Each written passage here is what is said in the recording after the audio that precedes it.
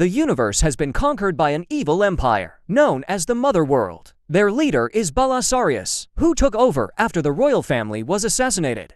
There are some rebel groups forming on various planets, so the empire is sending out soldiers all over to crush them down. A few weeks ago, Admiral Oedicus landed on Belt and asked the farmers to prepare all their grain for his army, promising to come back for it in 10 weeks, giving all their harvest. The soldiers would leave the village with no food. So former Empire soldier Cora and her boyfriend, Gunnar, traveled around to gather a group of warriors that would help them fight the soldiers. During their trip, they had the chance to find Oedicus at a trading post. A battle ensued, during which Cora brought the admiral down. Unfortunately, the Empire recovers Oedicus' body and puts him in a machine to heal him up. As soon as he's feeling better, Oedicus announces he wants revenge. Meanwhile, on Vault, Cora and Vault return to their village with the team of warriors. They've gathered a robot called Jimmy, who used to belong to the Empire, watches from afar while waiting for his moment. Former soldier Aris has also betrayed the Empire,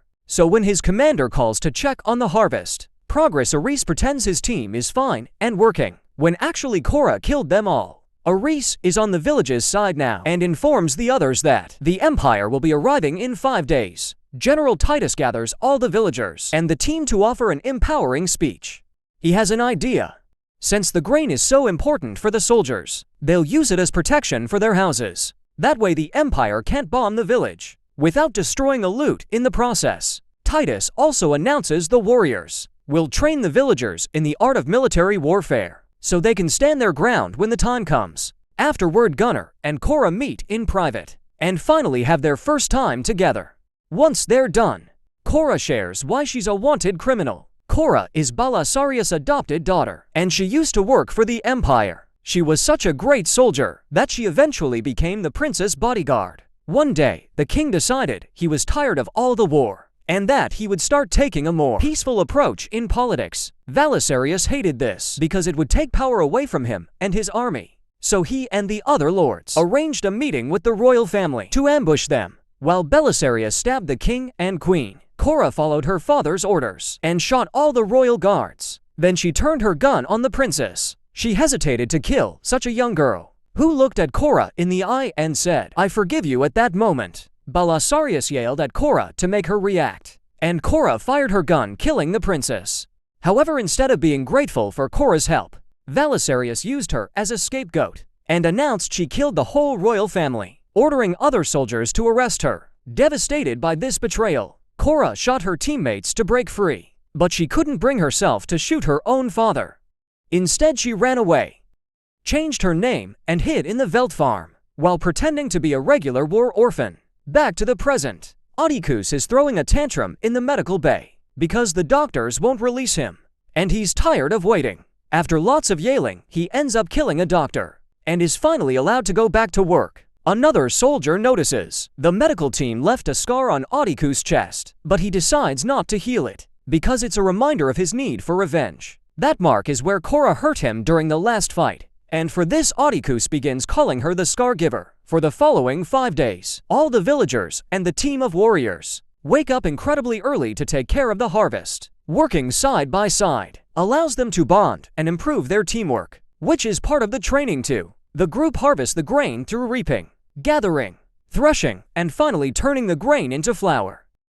During these days, Nemesis gets to bond with the local children too, which helps her heal after having lost her own kids. Titus makes sure to only drink water to avoid falling back into his old addiction. Aris continues to get calls from his commander, who thinks it's weird. The other soldiers never appear on the screen.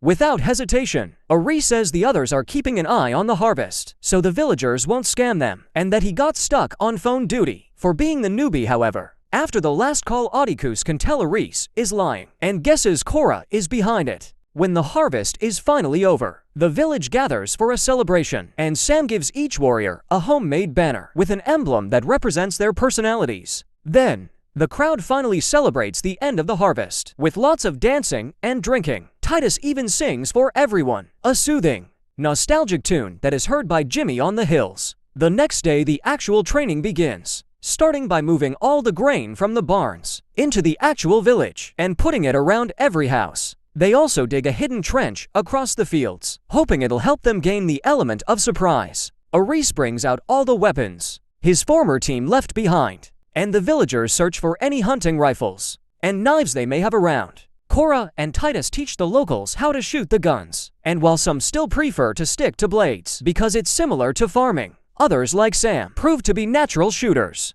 The ship Cora escaped and is still in the mountains, so the villagers work together to drag it out and fix it in case they need it after. Reese takes care of any issues the ship could have acquired during a long time it's been abandoned. Cora gives it a test drive and confirms it's working just fine. The night before the enemy's arrival, Titus points out they should share why each of them wants to bring down the Empire. That way they can strengthen their bond. He volunteers to go first and explains he used to be a general for the Empire. One day a colonized realm voted to leave and gain independence from the Empire. However, Belisarius wouldn't respect their wishes and sent Titus with his team to open fire on the capital. Titus refused to follow such orders, and a ship was shot down. But his team still supported him. Together they fought against the Empire, yet they were easily overpowered. So Titus offered a deal: his surrender in exchange for his men's lives. His plea was ignored, and his entire team was executed in front of him. Since then, Titus feels guilty for causing all those deaths, and swears to never surrender to the Empire again. Inspired by Titus' story, the other warriors share theirs as well. Milius is also from a humble farm, but our people refused to fight and gave the soldiers everything. The farmers were captured and sent to labor camps all over the universe, causing Milius to end up in a mining operation. One day the resistance arrived, killed all the Empire soldiers and freed the slaves. Since then Milius has been fighting with them. Next, Nemesis shares that she comes from a small fishing village, which was unfortunately destroyed by the Empire. All the locals were slaughtered, and Nemesis had to watch her family die. After a terrible breakdown, Nemesis was hungry for revenge, so she searched for the hidden weapons that the village kept from the old days, when they weren't pacifists. She had never spilled blood before, so she used the molten metal blades to start with her own. This was part of an ancient rite of passage that allowed her to replace her arms with mechanical gauntlets when it's Tarek's turn. He confesses he used to be the prince of his planet. His father, the king, tried presenting his own terms to the Empire, who answered by sending back his body and promising an invasion. Soon the enemy ships appeared on Tarek's home and destroyed the entire place. Without hesitation, his mother, the queen, couldn't take it, and Tarek had to watch herself delete. Tarek escaped by hiding in a refugee transport, hoping to preserve his bloodline in the future. After everyone is done sharing, Titus asks Cora for her own story, but she only says she's a war orphan and that she also used to be an Empire soldier. Titus gets suspicious when she doesn't add more, but he doesn't press the next morning.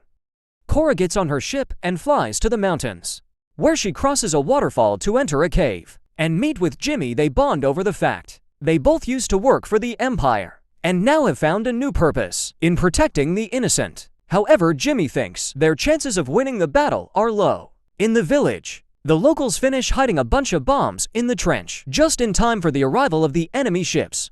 As everyone rushes to their positions, Adikus and their men use a radar to investigate the situation. They discover the grain is being used as a shield, so they can't open fire, but they also notice all the women and children are being kept in the longhouse. Adikus announces he'll pretend to negotiate with Cora while sending men there soon. A bunch of smaller ships land on Belt, and Adikus meets with Cora, who offers the soldiers to take the grain and leave without a fight so they can avoid a bloodshed. However, Adikus wants a bigger reward now. Thus, he explains his men are already surrounding the longhouse. He won't open fire if Cora agrees to go with him. Wanting to protect the locals, Cora signals her friends to step back and agrees to leave with Adikus. First, she says goodbye to Gunnar, who refuses to lose her and steals her gun to shoot at the town bell, which is the signal to start the battle. The fighters come out of hiding and immediately open fire, blowing up an enemy ship and forcing the soldiers to scatter. This pushes Gunnar and Cora in the water, a chance they use to escape on a mount for an alternate plan. The explosion gives the villagers the upper hand, and soon Empire soldiers are falling all over the place. Furious Adikus jumps into the trenches and starts killing villagers up close to try to disturb their organization. Some surviving soldiers try to escape in their ships, but the villagers throw bombs at them to quickly bring them down. In the longhouse, the soldiers burst in, and Nemesis fights them with her blades, while Aris and Sam provide backup with their guns. Nemesis is an amazing warrior, and she manages to bring down several soldiers on her own, but they just keep coming. Eventually, Oedipus manages to leave the trenches, which he's been using as protection, and makes it to the ship near the longhouse. As he gets aboard, a villager jumps in and tries to kill him with his knife. However, Oedipus easily overpowers him with a few moves. After killing the man with his own blade, Oedipus pushes the body off the ship. At the same time, Cora and Gunnar get on her old ship and use a smoke bomb to pretend it's been shot. Since it's an Empire ship, the enemy thinks they're soldiers and let them enter the main vessel. The duo hides their faces with Empire gear and pretend to be unconscious, so they're taken to the infirmary. Back in the village, Titus and Tarek give their respective teams powerful speeches to inspire them to fight. They meet the soldiers without fear and launch a fearsome attack. In the longhouse, Nemesis continues to fight. However, the numbers of enemies keep going up, and soon her mechanical arm gets cut off. Sam is also overpowered and her gun destroyed. But before she can get killed, Aris jumps on the soldier to bring him down.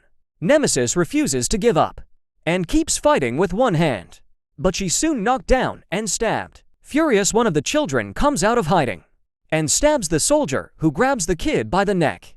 This allows Nemesis to strike back and finally kill the last of the enemies. In the longhouse, the child hugs Nemesis, who says goodbye and then dies in the trenches. Most of that team is dead, so a villager activates the bombs to bring as many soldiers down as possible. Unfortunately, the cavalry continues to pour in, making it difficult for Taurus and Titus teams to defend the village, no matter how hard they fight. Soon the soldiers bring multiple automacons, which open fire faster than any human can keep up with, while the villagers continue to open fire. Milieu sneaks around in the smoke and kills a few soldiers with a blade. This allows her to come close enough to the automatons and shoot them in their weak areas to bring them down and give the villagers a chance. In the main vessel, Cora and Gunnar wait for the right moment to take out their weapons and kill all the soldiers that surround them. Then they share a kiss before taking different corridors to set up a bunch of bombs because of their uniforms. At first they move unnoticed, but soon a soldier finds Cora in the power core room. She immediately shoots him and jumps into the lower floor, where she continues to fight any guard that gets in her way. One of the soldiers sends a message about this attack, and Oedipus gets happy that Cora is technically captured. Since she's his ticket to success, he orders his men to open fire on the village, not caring about the grain or the soldiers they may lose in the process. In the village, another automaton arrives with even more soldiers, and the locals are starting to lose hope. Suddenly, Jimmy appears on the battlefield and starts moving. In an outstanding speed, he kills a bunch of enemies and gets inside the automaton to blow it up, which gives the villagers a fighting chance again.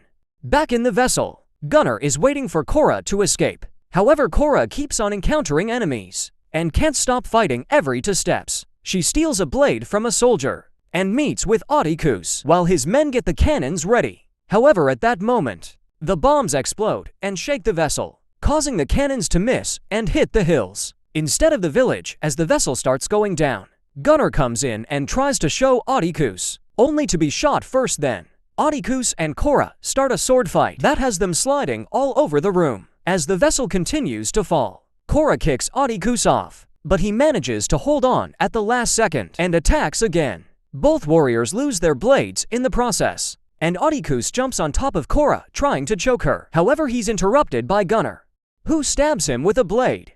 Now Cora can push Oedipus off, capture him in a door, and finally cut his head off. Cora and Gunnar return to her old ship and manage to escape just in time before the vessel crashes on the planet. With a huge explosion, Cora's ship does a rough landing too, and she rushes to help Gunnar, but it's too late and he dies in her arms. At that moment, the resistance arrives with their ships, and they help the villagers finish the battle, effectively defeating the enemy. While everyone on the ground celebrates, that evening everyone gathers to say goodbye to Gunnar, Nemesis, and all the fallen villagers, burning their banners along with their bodies.